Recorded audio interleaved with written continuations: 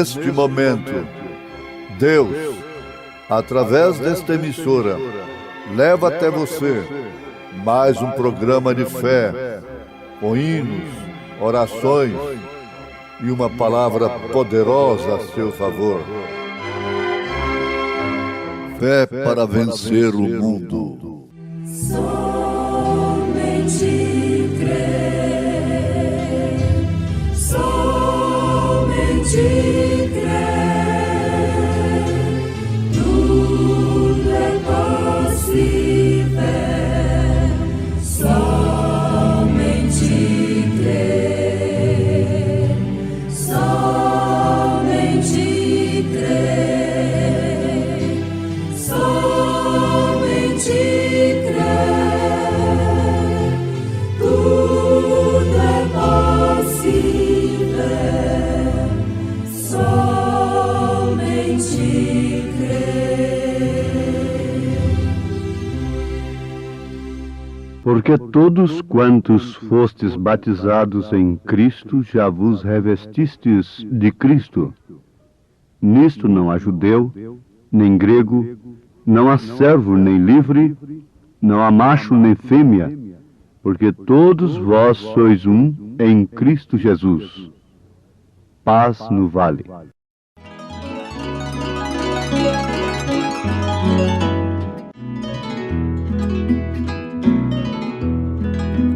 Já cansado estou, mas procuro o Senhor. Ele é a voz que eu almejo ouvir. A gloriosa manhã, porém a noite a dormir, haverá paz no vale pra mim.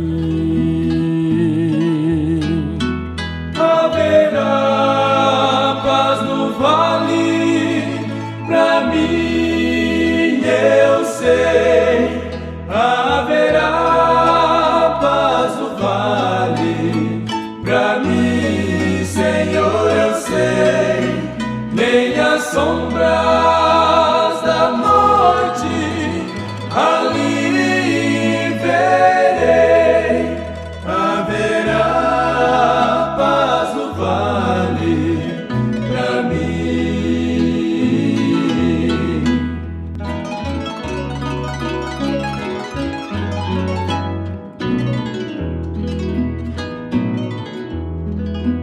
Quando o sol surgir no horizonte além de mostrar todo o vale em flor,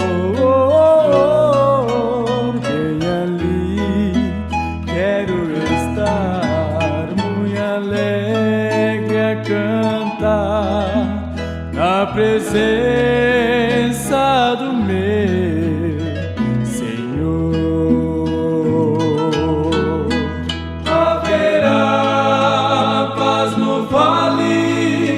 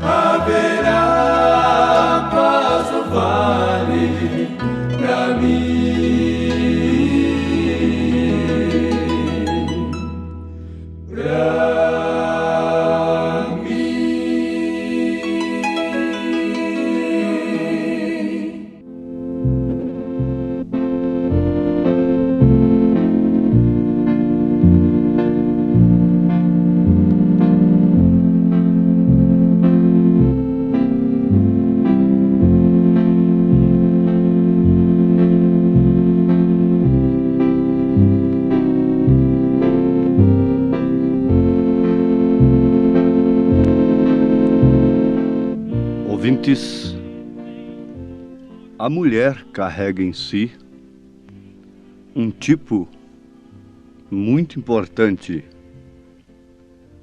Isto é, ela expressa, ela é um tipo da igreja. Nós temos repetido isto aqui várias vezes. E bom é que conheçamos estas coisas. Paulo, escrevendo aos Filipenses, disse que não se cansava de escrever-lhes as mesmas coisas, porque era segurança para eles. Ele disse, porque é segurança para vós. Então, a mulher representa a igreja.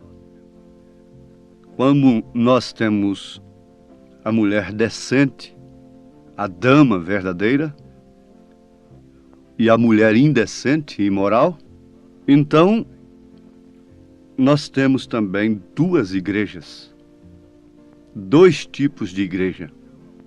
A Bíblia chama uma de esposa do Cordeiro, a senhora eleita, segundo as palavras de São João.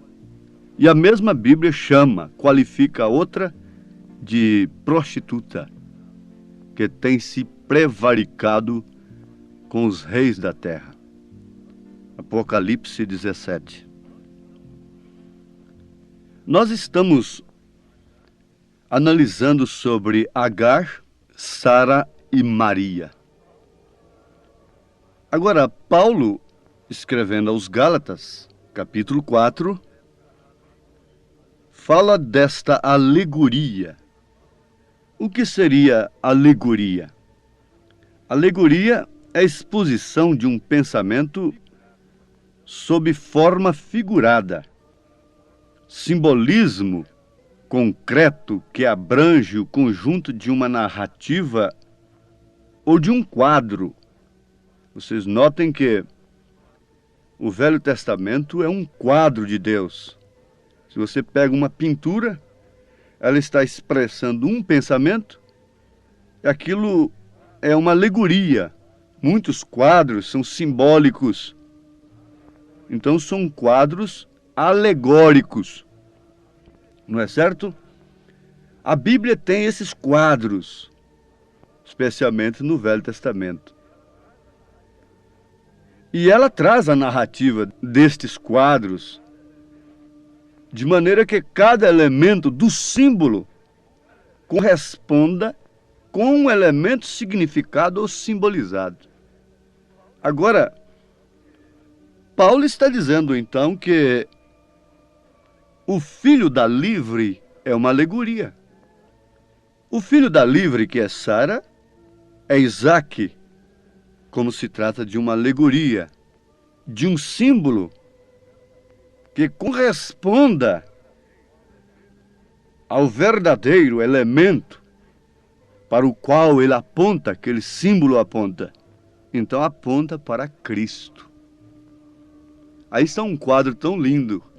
Isaque saindo para o campo e Rebeca vindo montada numa força, num poder do camelo, sob a liderança de um mensageiro, ao encontro do noivo. Você poderia pintar esse quadro? Que quadro alegórico, não é? Simbólico, profundo e de suma importância para a Rebeca do Senhor Jesus Cristo nesta era, para a noiva do Isaque, do filho da promessa. Deus fez promessa a Abraão deste filho sob o qual as nações seriam abençoadas. Já constatamos que este é Jesus. Aos Gálatas capítulo 3, versículo 13 em diante, para não lermos todo o capítulo, mas vocês podem ler pensando nisto, aos Gálatas 3, aos Gálatas 4.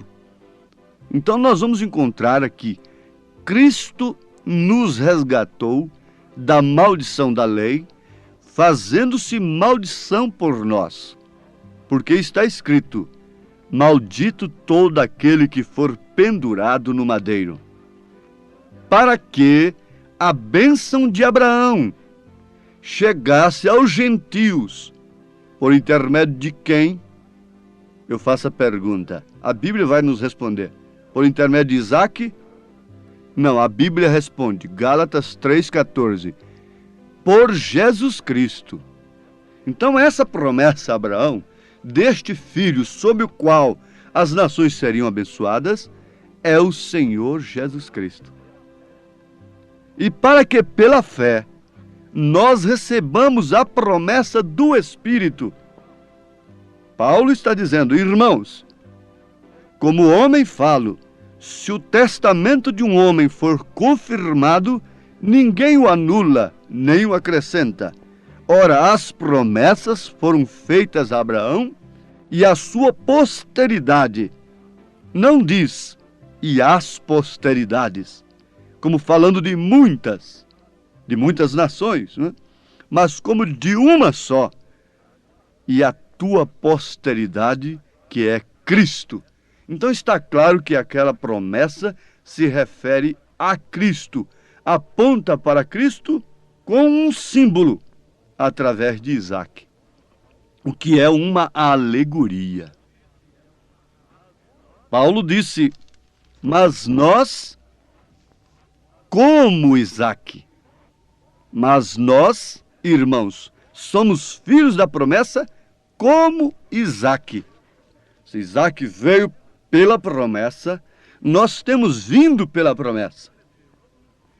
Deus prometeu um filho, e este filho veio, uma virgem concebeu e deu à luz um filho.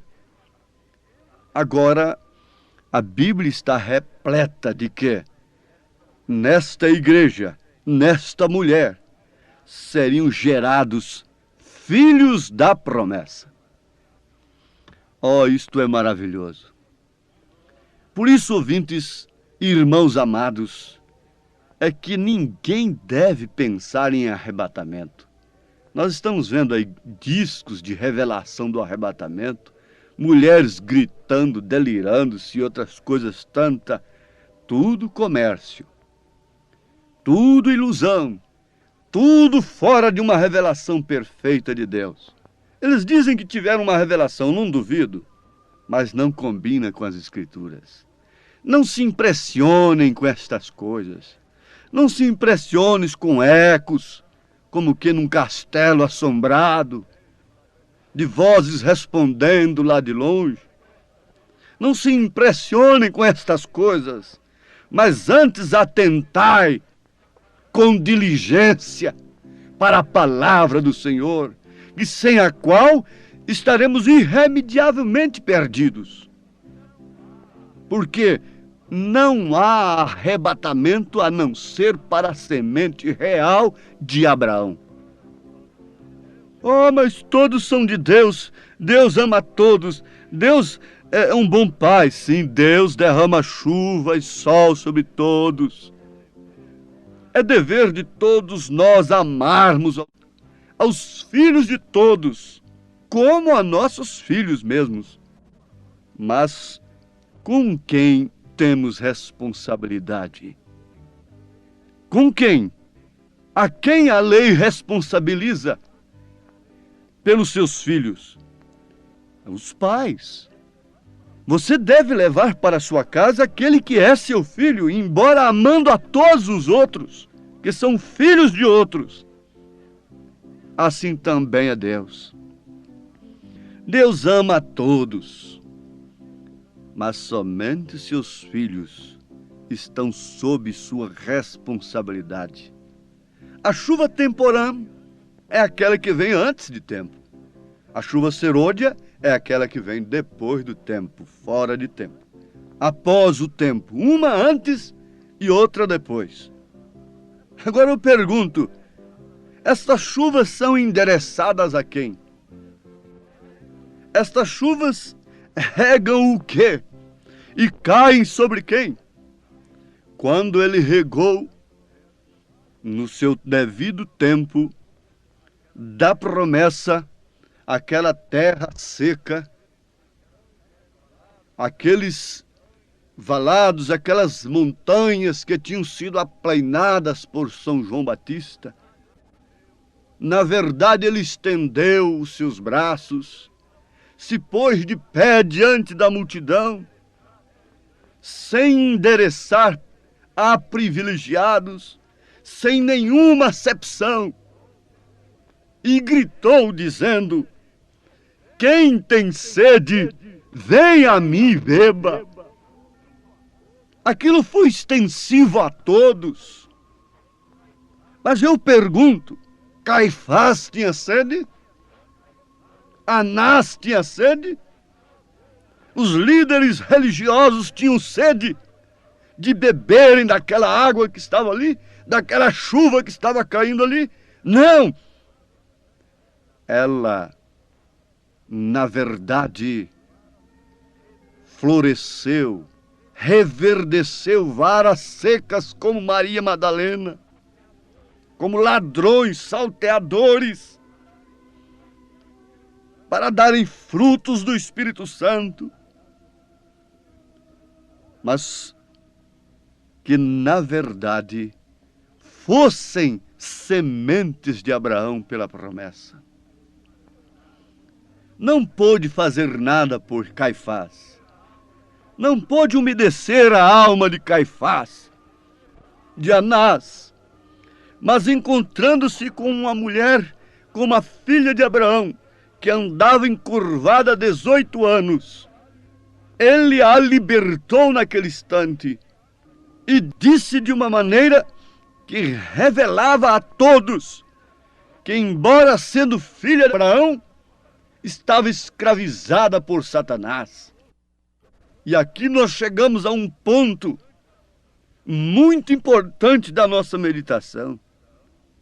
Há filhos de Abraão por todas as alas religiosas, escravizados pelos credos, pelos dogmas. Mas o dia que eles ouvem, o dia que essa gota d'água, o dia que essa chuva cai sobre suas almas, são libertadas. Não importa há quantos anos de tradição. Ela estava há 18 anos andando encurvada, sob o jugo de tradições. Ela não suporta o peso que está sobre ela, porque eles atam fardos pesados, fardos de penitências, fardos de espíritos religiosos, não tocam sequer com o dedo neles. E ela estava encurvada, gemendo, clamando.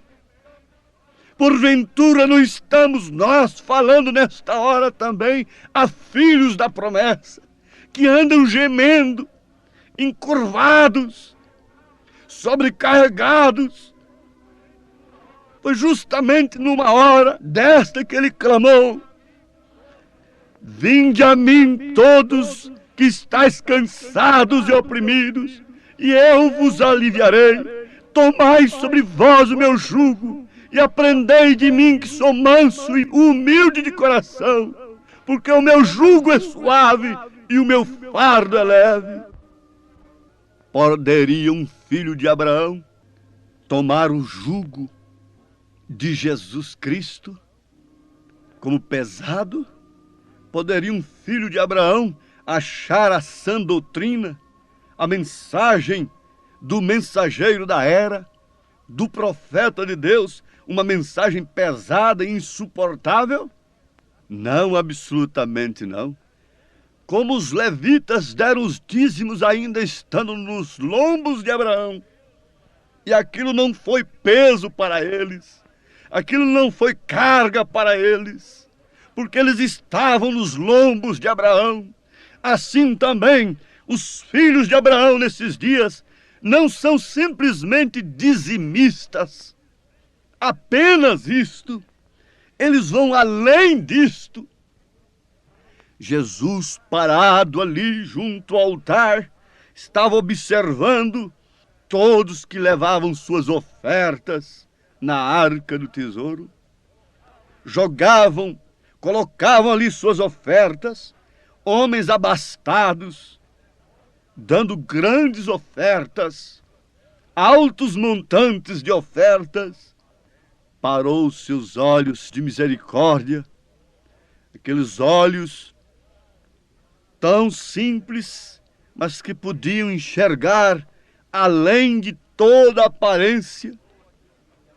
Ele fixou aqueles olhares numa viúva que colocou ali apenas 2 dinheirinhos e viu que ela estava dando mais do que todos os demais. Isto quer dizer que se os outros fossem dar com o sacrifício que ela deu, eles teriam que ter dado muito mais do que eles tinham dado. Relativamente, ela deu mais do que a todos os demais. Eu não estou me fixando aqui em dinheiro. Eu não quero tomar isto aqui para incentivar dinheiro propriamente, que tem sido o alvo das religiões, que tem sido o alvo da paixão pelas almas que tem inundado os corações falsos de pregadores falsos. Eu quero ir além disto aqui. Eu quero encontrar alguém que está entregando a sua alma, o seu coração e o seu corpo. Não alguém que diz: toma minha alma, Senhor, enquanto meu corpo serve à vaidade, à sociedade, à mentira, aos vícios, ao pecado. Aquele por quem você é vencido, você se torna servo. Quando o homem é vencido pelo pecado, ele se torna servo do pecado. Mas quando ele é vencido por Deus, ele se torna servo de Deus. Suas inspirações, seus desejos são todos em cuidado dos negócios do Pai. Aí então vem a adoção. O filho era criado sob a tutela de mestres, tutores de responsabilidade, não sob professores corruptos, viciados, mas sob a tutela de tutores e mestres. Aos Gálatas capítulo 4, leiam isto. E quando ele chegava à idade de filho mesmo, então ele era vestido de branco, se tinha tido interesse pelas coisas do Pai. Então ele recebia a adoção de público, vestido de branco, que Deus fez com Jesus Cristo no Monte da Transfiguração. E desde então aquele moço podia falar no lugar do Pai, podia assinar no lugar do Pai, porque tinha recebido a adoção de filho. Somos filhos como Isaque, filhos da promessa. Isto mexe com suas entranhas, como mexeu com as entranhas de Isabel, quando Maria se aproximou dela, com a promessa de Deus dentro de si. Então dê água, alimente esse espírito que te convida a obedecer, a aceitar esta palavra, esta mensagem, esta promessa de Deus, em nome de Jesus Cristo. Amém.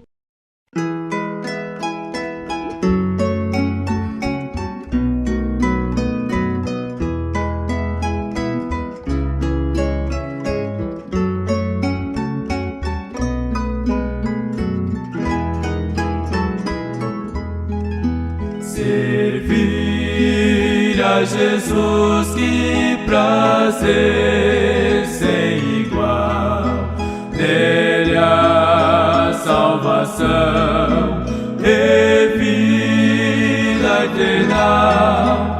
É só confiar e seguir sua luz, compensa servir a Jesus, compensa servir a Jesus mais e mais, compensa, pois bênçãos produz. Seja a cena da glória difícil demais, é prazer sim servir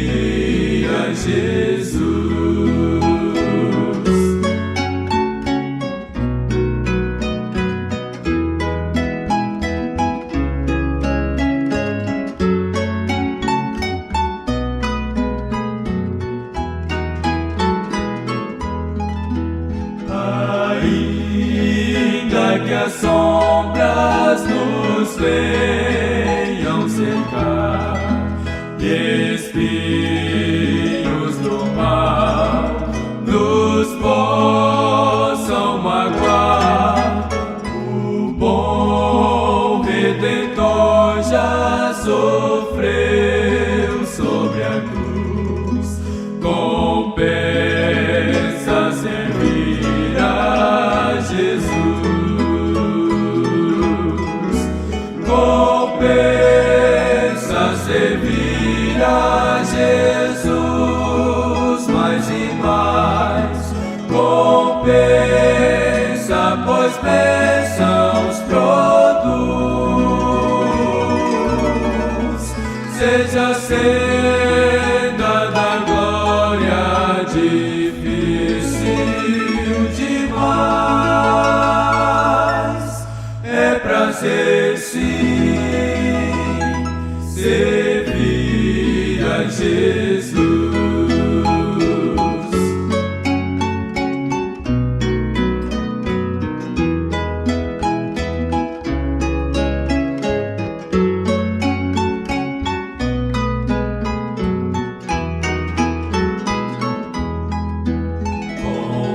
Compensa servir a Jesus com amor, embora sofrer em lutas e dor. O Mestre com graça nos guarda e conduz. Compensa servir a Jesus, compensa servir a Jesus mais e mais, compensa, pois bênçãos produz. Seja a senda da glória difícil demais, é prazer sim servir a Jesus.